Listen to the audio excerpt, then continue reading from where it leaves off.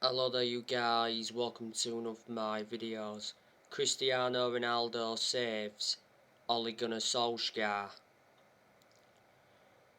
Ronaldo scored a very good goal in the 3-0 win against Tottenham yesterday. He executed the volley to perfection and it was from a tight angle. It was Ben Davies that got caught out.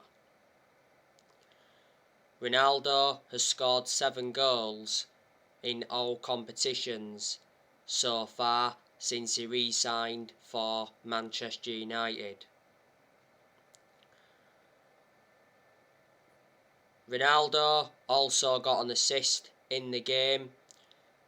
It was his first assist since he re-signed for the club. Ronaldo also had a disallowed goal in the game. Ronaldo played in the 5-0 defeat to Liverpool last Sunday. He had a goal disallowed in that game. And he was lucky not to be sent off in that game because he kicked Curtis Jones. Ronaldo saved Manchester United against Atalanta the other week. Scored the winning goal in that one. He saved us against Villarreal earlier on in the season. I think he scored in the 95th minute of stoppage time in that one. Ronaldo played in the 4-2 defeat to Leicester earlier on this season. He was anonymous for the vast majority of that game because he wasn't getting enough service. Ronaldo tried to storm off the pitch in Man United's 4-2 defeat to Leicester, but Solskjaer stopped him. Prior to that game against Leicester, Ronaldo did inform Solskjaer that he wants to start every single league game after he was left on the bench in Man United's draw with Everton before the international break. For September, don't forget Ronaldo got named Premier League Player of the Month. He's the best player in the world overall. Ronaldo's got a contract with Man United until 2023. There's an option of a further year. He receives £480,000 a week, so he's the highest earner at Man United. He wears the number 7 shirt, and we got Ronaldo for 19.8 million with add-ons included.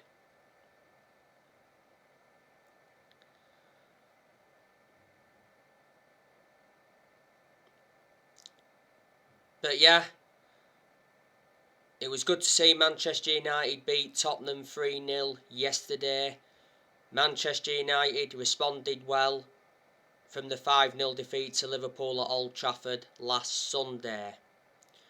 It was a crucial victory for Ole Gunnar Solskjaer. Solskjaer's job is saved for now. If Manchester United would have lost to Tottenham, then Solskjaer could have been sacked. Solskjaer did say after the game yesterday that the experience was key to Man United's win over Tottenham, and Solskjaer also hints that the Ronaldo and Cavani partnership will be staying. Solskjaer deserves credit for the tactical changes. Solskjaer went with the 3-5-2 formation, so he copied Antonio Conte. And I thought Ole's substitutions were right as well.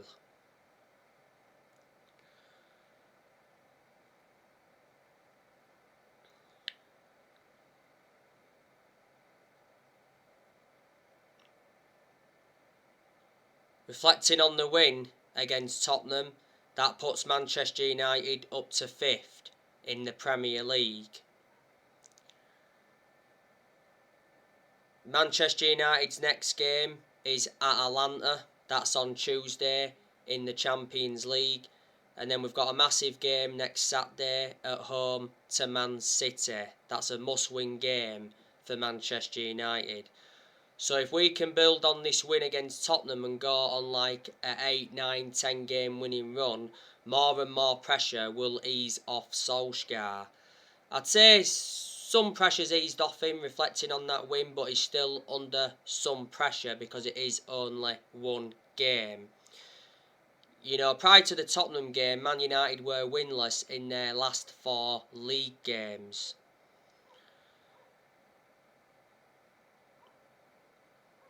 Prior to the Tottenham game, it said Ole Gunnar Solskjaer had been given 3 games to save his job. Obviously, one of them games is now gone. So there's 2 games left.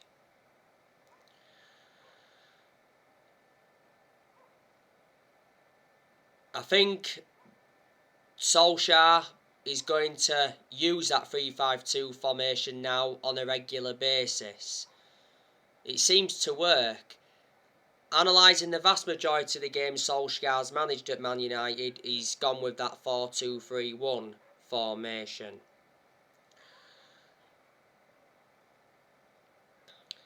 If Manchester United do decide to sack Solskjaer, they'll have to pay 7.5 million. Because in the summer, Solskjaer signed a new contract with the club until 2024. There's an option of a further year. We made a mistake giving him that contract.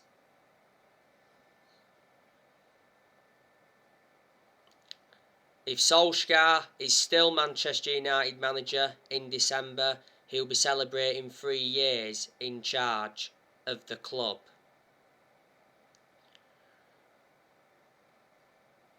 My perceptions have not changed on Solskjaer despite the 3-0 win against Spurs. You know, I am still Ollie out, just like a lot of United fans are. And Solskjaer is not the long-term manager for Manchester United. And I just don't think he's capable of winning trophies as Manchester United manager. You know, he's not yet won a trophy as Man United manager, and we haven't won a trophy since 2017. That's nowhere near good enough to our standards. And I just feel as though that the expectations are far too high for Solskjaer to exceed as Man United manager. And I just think that he's in a position that he shouldn't be in. I hate to say this regarding Solskjaer, but I am being realistic. I hope he succeeds as Manchester United manager, just like a lot of Man United fans hope he succeeds. This season is his 3rd full season as Man United manager.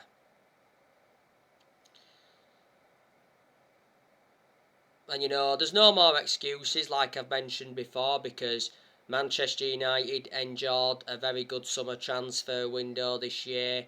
Spent around £141 million, brought Tom Heaton in on a free from Villa, brought Sancho in from Dortmund, brought Varane in from Real Madrid, and we re-signed Cristiano Ronaldo after 12 years.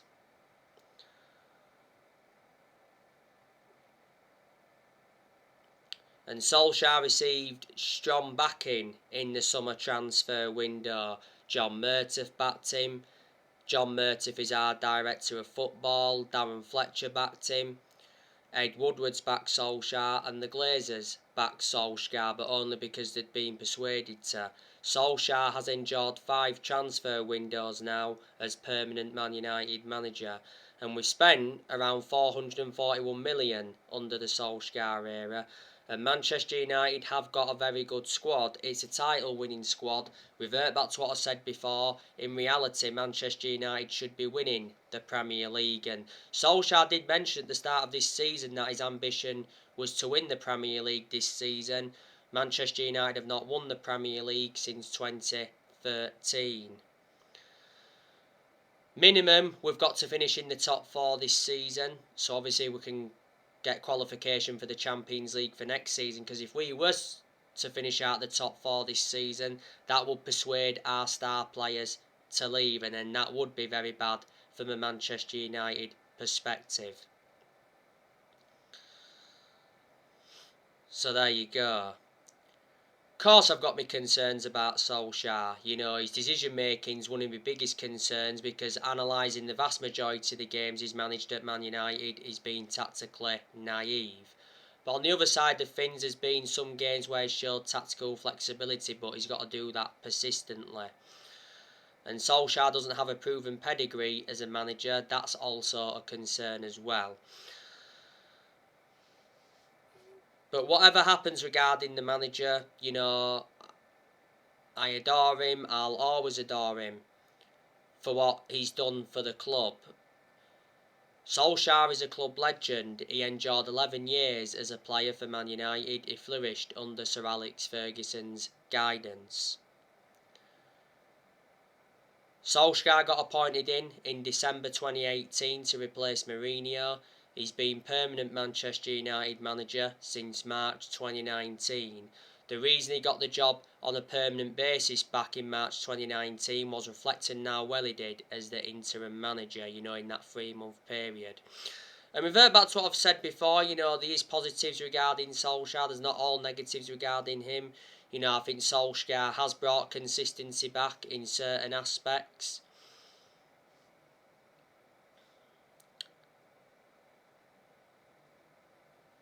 I like the way Solskjaer develops the youth, like I've mentioned so many times.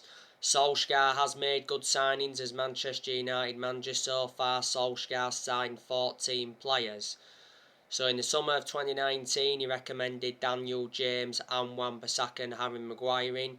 In January 2020, he brought Bruno Fernandes in and Odion Ighalo in on loan. In the summer of 2020, he brought Edison Cavani in, Donny van der Beek, Alex Telles, Amad Diallo and Facundo Pellistri. And in this year's summer transfer window, he brought Heaton in, Sancho, Varane and re-signed Cristiano Ronaldo after 12 years. Another thing I've got to credit Ollie for, he has got rid of a lot of the deadwood since he's come in, which he knew he had to do. You know, he's loaned players out, he's got rid of players permanently. The players he loaned out in the summer transfer window this year, he loaned Ethan Laird out, Brandon Williams, Andres Pereira, Axel Tuanzebe, Tahith Chon and Facundo Pellistri. The players Solskjaer's got rid of permanently, he obviously offloaded Daniel James in the summer transfer window. He was the only player Man United sold in the summer transfer window this year, so that was disappointing from a Man United perspective.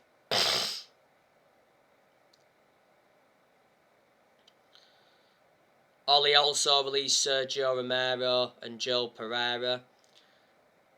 In January, he offloaded Odion Ighalo, Fossa Mensah and Rojo. Ollie also offloaded Borthwick Jackson and James Wilson. He's also offloaded players like Ashley Young, Valencia, Smalling, Darmian, Fellaini. He left in January 2019. He offloaded Gomez, Herrera, Lukaku and Sanchez.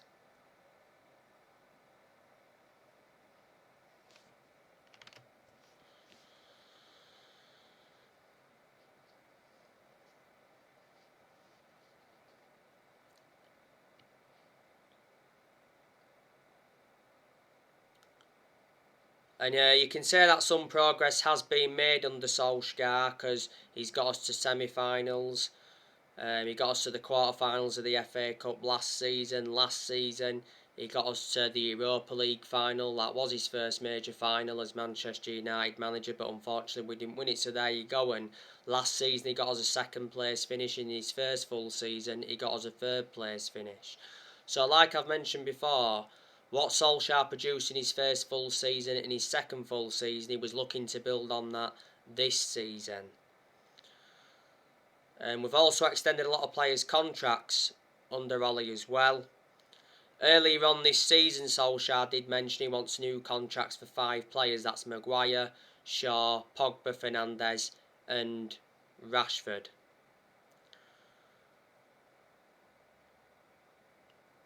And I expected Solskjaer to do far worse than he has done. I've got to say he has done quite a good job to say the current squad he was left with when he got appointed in as Man United manager. You know, don't forget Ollie is inheriting players who other managers have brought in.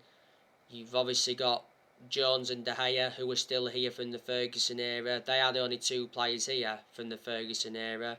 Matt is still here from the Moyes era. There's some players here from the Van Gaal era still, but not many. We've got rid of a lot of the players Louis Van Gaal brought into the club.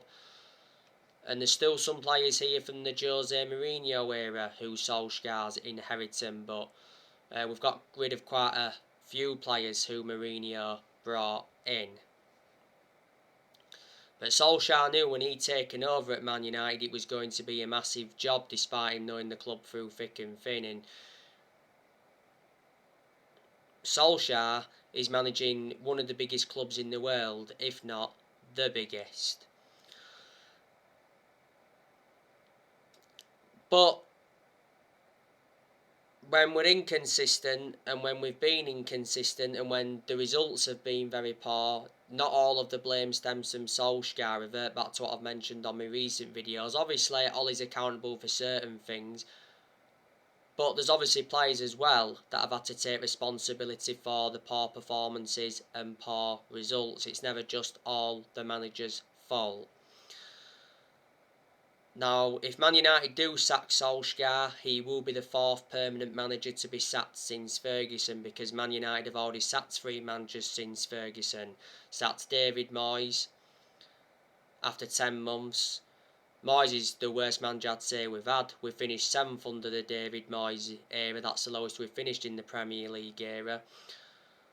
We sacked Louis Van Gaal after 2 years, despite him winning the FA Cup. And we sacked Jose Mourinho after like 3 years, or was it 2.5 years, despite him winning 3 trophies in his first season. So you can say Mourinho did enjoy one good season at Man United. Mourinho did also get as a 2nd place finish. Was that in his 2nd season, if I can remember rightly?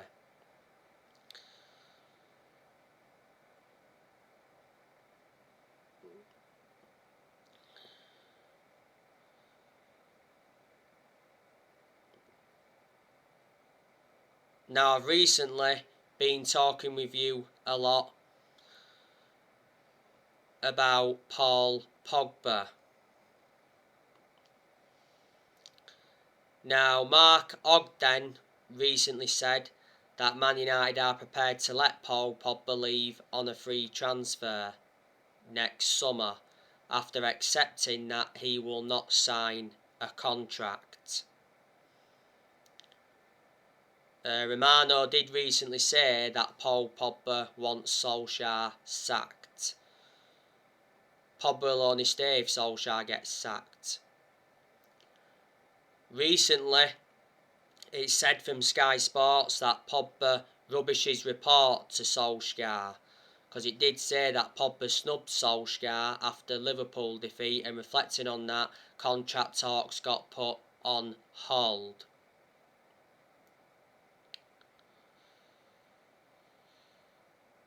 Pogba didn't start against Liverpool, and I heavily criticised Solskjaer for that, because I think Pogba should have started against Liverpool. But anyway, he didn't. He came on and he got sent off for that 2-footed challenge on Naby Keita. So Paul Pogba now has got a suspension. He's got 2 games to serve. I want Paul Pogba to stay at Manchester United because, like I've mentioned, he's an imperative player. He's not only an imperative player, he's a good player as well. Andy Mitten from The Athletic said earlier on this season that Man United offered Paul Pogba £400,000 a week to stay at Man United. That would see Pogba become the 2nd highest earner at the club. At the moment, Pogba receives around 290 grand a week. Pogba's current contract at Man United expires next summer. Before the start of this season, Pogba rejected a Man United contract offer. Pogba's enjoyed a good start to the Premier League season. He's got 7 assists so far. He produced good performances for Man United in the last couple of months of last season, but at one point last season he was out with a thigh injury for a while, and he sustained a couple of ankle injuries at Man United. This season is Pogba's 6th season at Man United since he rejoined. He's won 3 trophies at the club so far, and Manchester United paid 89 million for him, so reflecting on that, is our most expensive signing at the moment. And we had Pogba when he was a lot younger under the Ferguson era, but had to let him go due to limited appearances.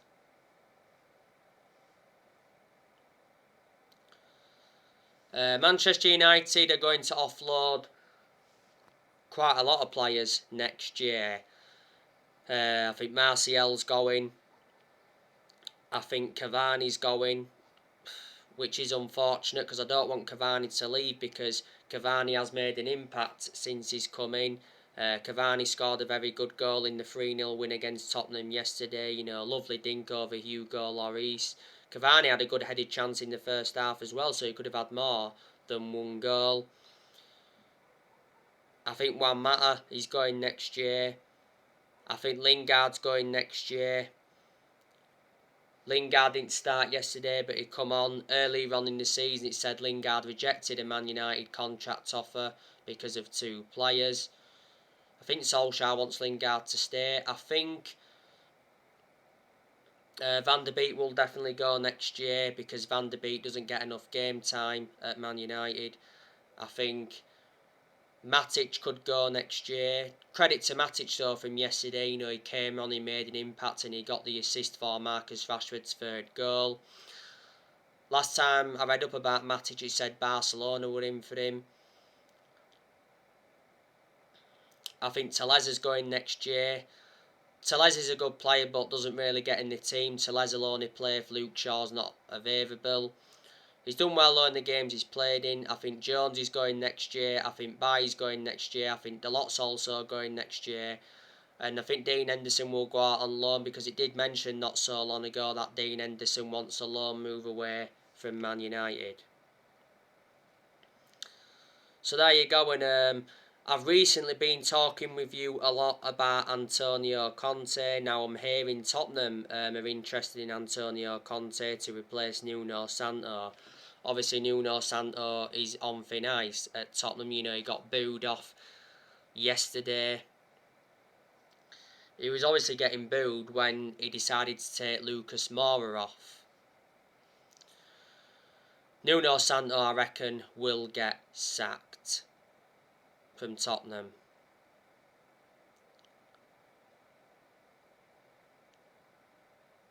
It did recently say though that Manchester United lose interest in the expensive Antonio Conte as Solskjaer gained a lifeline, because the Daily Star said that Conte would demand a contract until 2025 worth an estimated 18 million a year. Sky Italy said not so long ago that Man United made initial contact with Antonio Conte. And it said Conte wants the Man United job, but the Man United board are not keen. It said from the Manchester Evening News, was it the other week, that Conte has reservations about the club's structure. Revert back to what I said earlier, Conte plays the 3-5-2 formation, so that would actually suit Man United standards. We seem to play well when we play the 3-5-2 formation. Conte is a far superior manager to Solskjaer. You know, Conte's got a good pedigree behind him. Look at the amount of silverware he won in his home nation, and he won the Premier League in his first season when he managed Chelsea. So he's managed in the Premier League before, that's beneficial. Conte is available because he left Inter Milan at the end of last season. Now, before the Tottenham game, there was a lot of reports coming out about Brendan Rodgers. Mark Ogden came out and said that Brendan Rodgers is a potential replacement for Solskjaer, and it said Man United want Brendan Rodgers over Antonio Conte.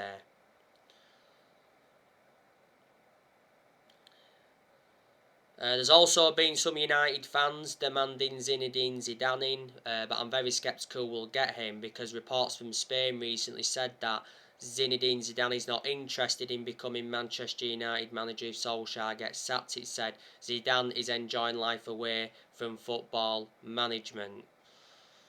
And the other week, Eric Ten Hag held talks with Manchester United. So there you go, and like I said, it's good to see Varane back. You know, Varane made his return yesterday against Tottenham. What a performance Varane put out. He was also the key to the win as well. You know, yesterday Varane looked well composed. You know, he looked very effective in the air at times as well, and he played the ball out well from the back. Varane was out with a groin injury for a few weeks, wasn't he? So anyway guys, that's everything to update you for today. Drop your comments, likes below on the channel. If you do, consider subscribe as always, and take care. God bless. See you all again very, very soon.